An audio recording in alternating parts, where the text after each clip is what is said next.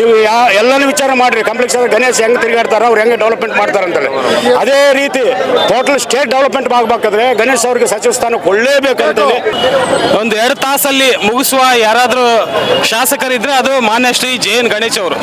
ಕಂಪ್ಲಿ ಕ್ಷೇತ್ರದ ಶಾಸಕರಾದಂಥ ಜೆ.ಎನ್. ಗಣೇಶನವರಿಗೆ ಸಚಿವ ಸ್ಥಾನ ನೀಡಬೇಕು.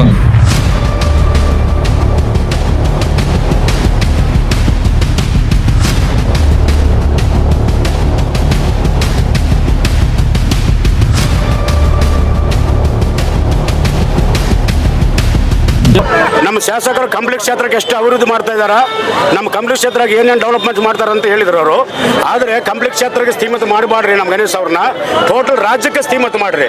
ನಮ್ಮ ಕಂಪ್ಲೆಕ್ಸ್ ಕ್ಷೇತ್ರ ಯಾವ ವಿಧವಾಗಿ ಡೆವಲಪ್ಮೆಂಟ್ ಮಾಡ್ತಾರೋ ರಾಜ್ಯನೂ ಕೂಡ ಅದೇ ವಿಧವಾಗಿ ಡೆವಲಪ್ಮೆಂಟ್ ಮಾಡ್ತಾರ.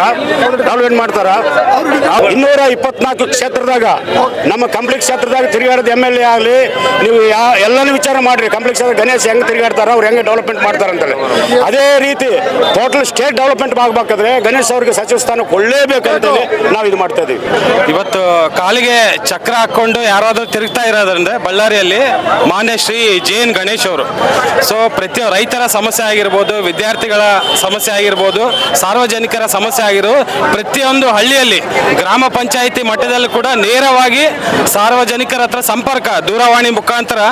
ಸೊ ಇಂಥದೇ ಕೆಲಸ ಆಗಿರ್ಬೋದು, ಆ ಕೆಲಸವನ್ನು ಒಂದು 2 ತಾಸಲ್ಲಿ ಮುಗಿಸುವ ಯಾರಾದರೂ ಶಾಸಕರಿದ್ರೆ ಅದು ಮಾನ್ಯ ಶ್ರೀ ಜೆ.ಎನ್. ಗಣೇಶ್ ಅವರು. ಸೊ ಇಂಥವ್ರಿಗೆ ಇನ್ನೂ ಹೆಚ್ಚಿನ ಸೇವೆ ಮಾಡಲಿಕ್ಕೆ ಸಚಿವ ಸಂಪುಟದಲ್ಲಿ ಅವಕಾಶ ಮಾಡಿಕೊಟ್ರೆ ಏನಾಗುತ್ತೆ, ಅಖಂಡ ಬಳ್ಳಾರಿ ಜಿಲ್ಲೆಯಲ್ಲಿ ಸೊ ಅದೇ ಥರ 5 ಕ್ಷೇತ್ರದಲ್ಲಿ ಅನುಕೂಲಕರ ವಾತಾವರಣ ಮುಂದಿನ 2028 ವಿಧಾನಸಭಾ ಚುನಾವಣೆಯಲ್ಲಿ ಮಾನ್ಯ ಡಿ.ಕೆ. ಶಿವಕುಮಾರ್ ಅವರು ಮತ್ತೆ ಇನ್ನೊಂದು ಸಲ CM ಆಗಿ ಮತ್ತೆ ನಾವು 2ನೇ ಸಲ ಜೆ.ಎನ್. ಗಣೇಶ್ ಅವ್ರನ್ನ ನೋಡ್ಲಿಕ್ಕೆ ನಾವು ಇಷ್ಟಪಡ್ತಾ ಇದೀವಿ. ಹಕ್ಕೊತ್ತಾಯ ಈ ದಿನ ಕಂಪ್ಲಿ ಕ್ಷೇತ್ರದ ಶಾಸಕರಾದಂಥ ಜೆ.ಎನ್. ಗಣೇಶನವರಿಗೆ ಸಚಿವ ಸ್ಥಾನ ನೀಡಬೇಕು.